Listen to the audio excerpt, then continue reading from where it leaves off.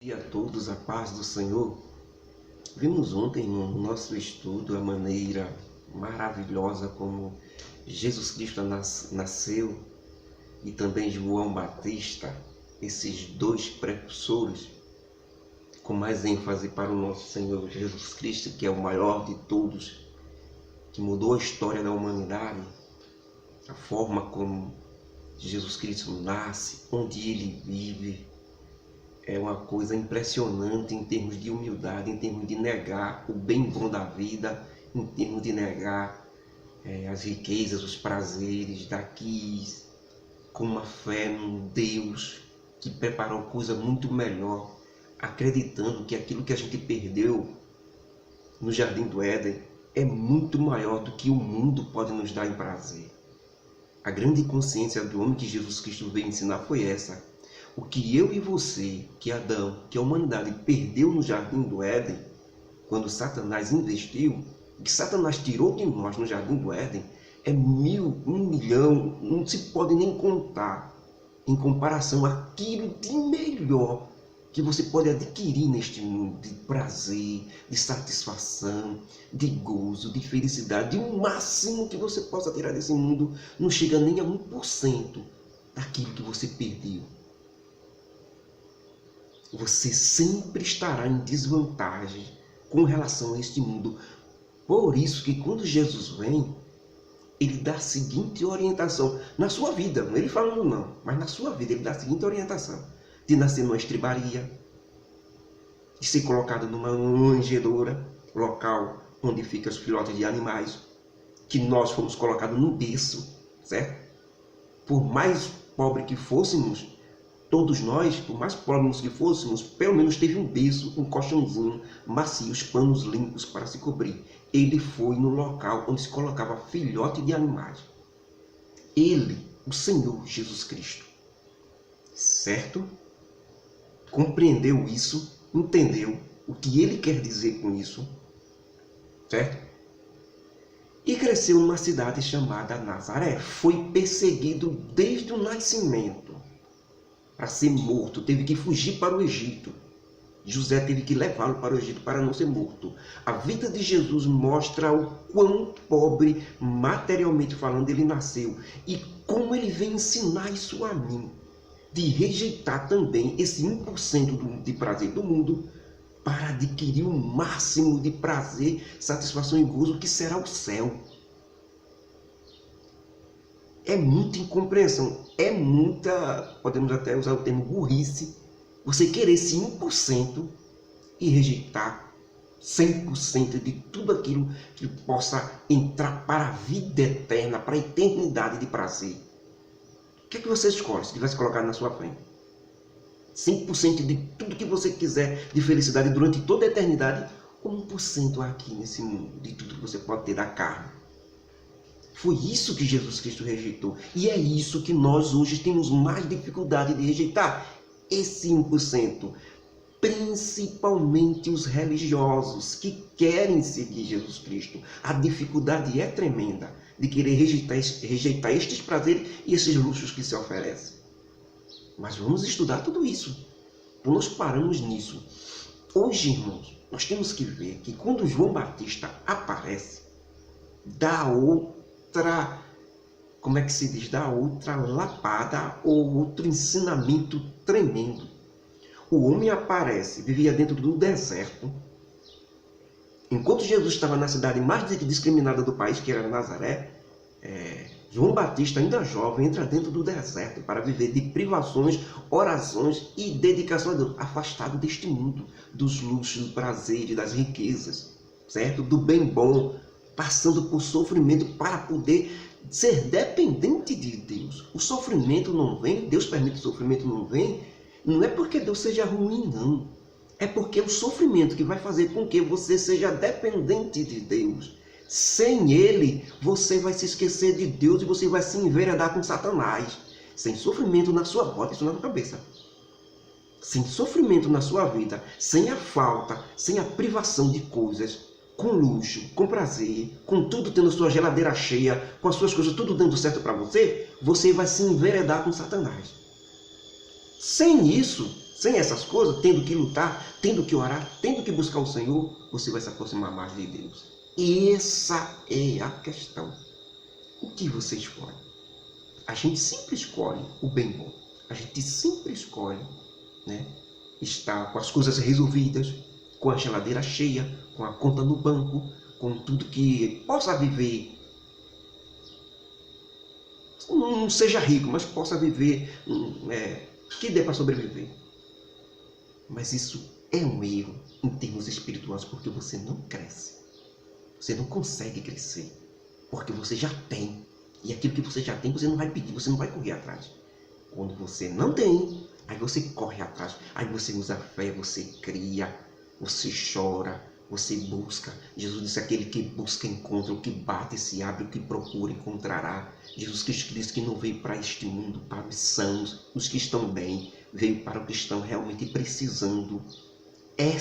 Isso é o que une o homem a Deus, a dependência do homem. O homem precisa de alguma coisa com Deus. Isso é o que vai unir a ele. Porque se ele não precisar, o homem em si, ele é tão ruim que ele esquece completamente e vai-se embora, curtir sua vida.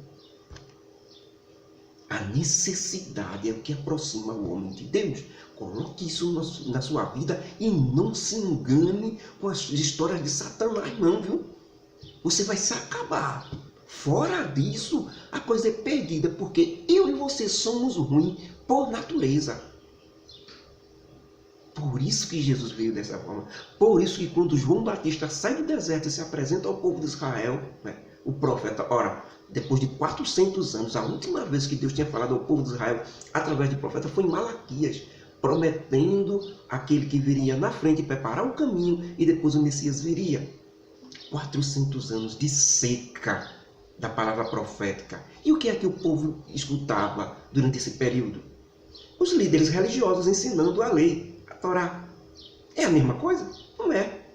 Líderes falsos, corruptos, só vivendo do bem bom, roupa bonita, tá entendendo? Lá em cima, apareciam, se sentiam os melhores, só eles eram melhores, os outros não, o povo não.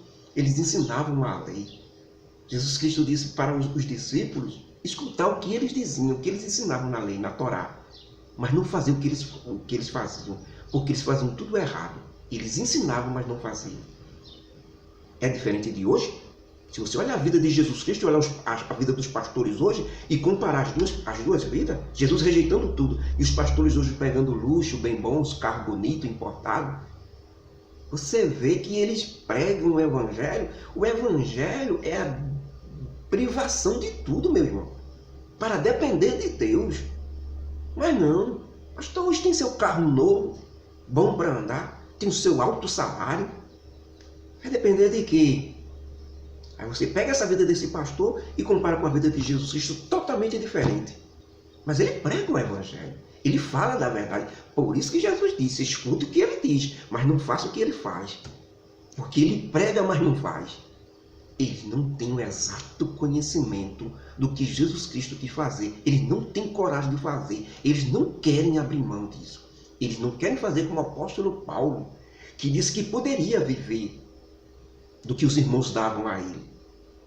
Mas não, ele decidiu trabalhar com suas mãos para dar exemplo, para que ninguém ficasse sem trabalhar. O que os pastores deviam fazer era poder trabalhar para dar exemplo.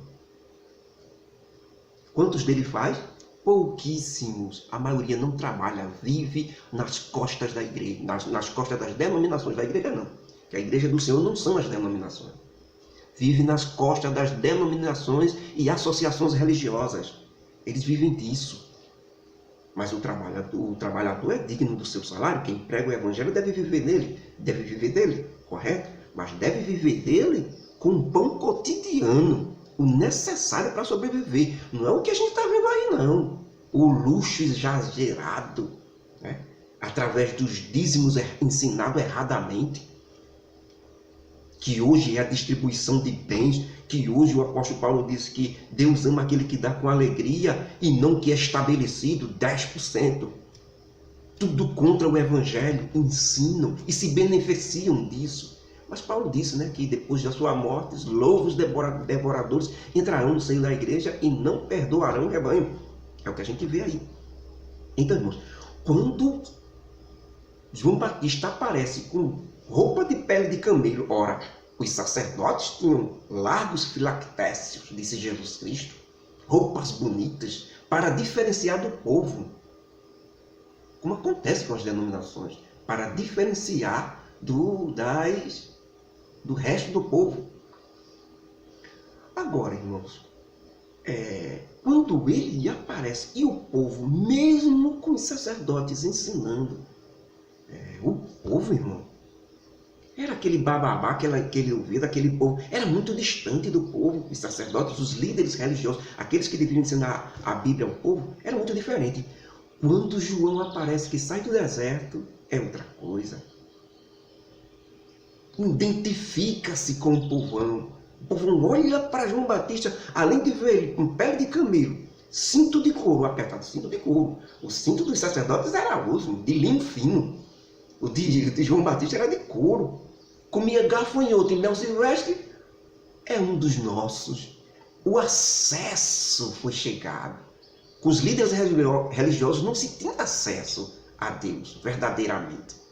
Com João Batista não, eles se sentiram mais com acesso. E quando João Batista gritou, que disse, arrependei-vos e convertei-vos para que sejam apagados os vossos pecados, irmão, era isso que o povo queria escutar. Aquele bababá da liturgia dos sacerdotes na lei, ninguém via, arrependa-se dos seus pecados, ninguém via eles dizer isso. A única coisa que eles diziam é que faça isso, isso, isso e isso. E eles não faziam. Não é os líderes religiosos, né? Faça isso, isso, isso. Bota normas que não estão na Bíblia, bota normas, cada denominação com suas normas, com suas determinações fora da Bíblia, que eles mesmos criaram, da maneira deles, que eles interpretaram, sem misericórdia, sem amor verdadeiro. E João Batista chega e diz que o que o povo merecia e o que o povo precisava era ouvir isso. Arrependei-vos e convertei-vos. Ah, uma esperança surgiu. Finalmente aquela seca da palavra de Deus foi agora descoberta com João Batista, profeta. Todo mundo correu para ele. Gente da Judéia, do interior do país, das regiões, homens, mulheres. Todo mundo ia para João para ser batizado, algo novo, irmão. Batizado nas águas do Rio Jordão para perdão dos pecados, porque viria aquele que iria perdoar os pecados de todos eles. A mensagem de Deus para Zacarias, o pai de João, era essa. Este menino que vai nascer apresentará o Messias que perdoará os seus pecados. João sabia que o Messias não viria para libertar Israel do Império Romano, não, como eles queriam, não. João sabia que o Messias viria para libertá-los dos seus pecados. Por isso que ele batizava nova vida. Parem de fazer o que é errado e tenham uma nova vida. Aí batizava no Rio Jordão, né, por imersão. Não existe negócio de jogar pingue em ninguém, não. Isso não é batismo, isso é batismo de homem, certo? O Evangelho ensina que você deve pegar e imergir dentro da água. Essa é a liturgia que o Evangelho ensina, que a Bíblia ensina. Imergir dentro da água e levantar. Morreu para as coisas que vinha fazendo, todos os pecados, desde Adão até aquela vida dele, e nasceu agora para viver uma nova vida, um novo nascimento agora com o Messias, com o perdão de seus pecados. Então, todo mundo que ia para João, e quando era imergido, que tinha o perdão simbolicamente perdoado, porque Jesus Cristo ainda não havia morrido, não era o perdão completo, mas era simbólico aquele batismo ali, até Jesus Cristo completar a obra. Assim que eles perguntavam logo, e agora, o que é que nós vamos fazer? Sabem o que é que João Batista ensinou, irmãos, ao povo? Quando eles perguntaram, e agora, João, o que nós temos que fazer? Ansiedade do povo de querer seguir a Deus, de querer voltar para Deus. Sabe o que João disse? Quem tiver duas roupas, reparta a outra com seu irmão, coisa que não estava acontecendo. Quem tiver comida, faça a mesma coisa, dê ao seu próximo, dê a seu irmão. Chegaram também os cobradores de impostos, perguntaram a João, e nós? O que nós cobramos impostos, mas é o nosso trabalho. Cobramos impostos do povo de Deus para dar um império romano, que ele domina sobre nós. será que seremos condenados, João? João disse, não. Cobrem somente o que foi estabelecido pela lei romana. Não passem disso, porque se vocês cobrarem acima do que foi estipulado pela lei romana, vocês serão corruptos. Vocês estão pegando o que não é seu, o que não foi mandado. E se contente com o salário de vocês, aquele salário todo mês que vocês recebem, por cobrar os impostos. Vivam daquilo. Se vocês pegarem outra coisa além daquilo, vocês estarão sendo corruptos. Aí serão condenados. Façam o que é certo. Depois chegam os soldados israelitas, os soldados judeus, e perguntam a João, e nós o que faremos? Os soldados israelitas naquele tempo, irmãos, pode ser traduzido para nós como os policiais, que são evangélicos, que são crentes hoje, os policiais. Sabe o que é que João disse para eles? Não machuquem o povo, não abusem do poder dado a vocês. Se contente com o salário, aquilo que você ganha. Não pegue corrupção, não pegue por fora. Quantos não pecam nisso, irmão? Que são evangélicos e entraram e agora, estão na polícia, estão no exército e pegam coisas que não deviam, além do salário. A ordem era essa, veja, de João Batista, a ordem era essa. Era o que João ensinava. Vejam o que coisas João ensinava. Dividir, se você tiver mais de uma roupa, você dividir com o seu próximo. Tiver comida, dá ao seu próximo. Receber só aquilo que é necessário para sobreviver. Nós não vemos aí riqueza, não vemos nada, irmão. Luxo nem coisa boa, não. Certo? Então foi isso que Jonas... Neste momento, chega quem? Ora, quando vai uma grande multidão, quando a denominação é grande, quando tem a multidão, chega quem, irmãos? Os abutres. Quem são os abutres? Os líderes religiosos, aqueles que estão na frente do povo, aqueles que querem aparecer, aqueles que usam paletós e gravatas e ficam lá na frente, que você pode identificá-los como separados do resto do povo. A igreja primitiva não tinha isso, não. Os líderes religiosos não usavam roupas diferentes do povo, não. Quem quisesse saber quem era o pastor, quem chegasse num grupo da igreja primitiva e quisesse saber quem era o pastor, tinha que perguntar quem era o pastor ali. Porque por roupas não se identificava. Porque a ordem de Jesus Cristo na humildade era essa. Que todos fossem iguais. Não tinha um melhor do que o outro, não. Só porque era líder, só porque era o pastor, tinha que usar roupa diferente. Tinha que ter um púlpito separado lá em cima. E que uma cadeira, a cadeira dele, seja maior do que a dos outros, dos presbíteros, identificando quem entra e olha para lá, vê logo que aquele que está sentado no meio é o líder, é o pastor. Ele chama a atenção para ele, coisa que Jesus Cristo não ensinou, irmãos. E eles estabeleceram e estão lá com o evangelho, ensinam assim, para todos aqueles que não buscam. Por isso que Jesus Cristo disse, vós julgais, olha, vocês erram porque não leem os evangelhos, porque vocês julgam ter a vida eterna e a luz por causa dos evangelhos, e são eles que ensinam sobre mim, disse Jesus. Crente, qualquer pessoa erra muito em não ler os evangelhos e não ver a vida de Jesus para comparar com a vida desses líderes de hoje. Certo? Então, o uniforme que eles estabeleceram ali para usar os paletó que separam ele do povo é para chamar a atenção. Aquilo ali não tem nada de organização, mas a denominação ela pode fazer isso. A denominação não é a igreja do Senhor Jesus Cristo. A igreja do Senhor Jesus Cristo, para se identificar o pastor, se identifica por aquele que faz aquilo que Jesus Cristo fez, espiritualmente falando. Aqueles que estão visitando verdadeiramente, aqueles que estão entrando nos valados, nos becos, nas ruas e falando do evangelho. Esses são os pastores. Aqueles que ama, que cuida, que zela, que visita as almas, que não vai em busca de dinheiro, não é porque fulano dá dízimo, não é porque fulano tem bens. Esses são os pastores verdadeiros e ninguém nem sabe, não se identifica o pastor verdadeiro da igreja do Senhor Jesus Cristo. A grande questão é essa. Paulo disse que as coisas espirituais são comparadas com as espirituais e só o homem espiritual entende isso. Mas as denominações, a gente já sabe quem é o pastor, quem é o presbítero, quem é o diácono, está tudo ali na frente. Quem é o pregador, os conjuntos são separados do resto, porque vai com a roupa diferente, separa conjunto, separa fulano. Denominações e religiões, sempre há acepções de pessoas, porque tudo é separado. Na igreja do Senhor Jesus Cristo, não. Tudo é igual, tudo é junto, tudo é num patamar só. Não existe isso não. Certo? Então, irmãos, foi isso que João impactou. Quando os líderes religiosos chegam ali, é porque todo mundo foi para João, para batismo nas águas, aí eles foram também, que eles se aproveitam disso, né? Quanto mais povo, quanto mais multidão, quanto mais denominação maior, eles chegam junto.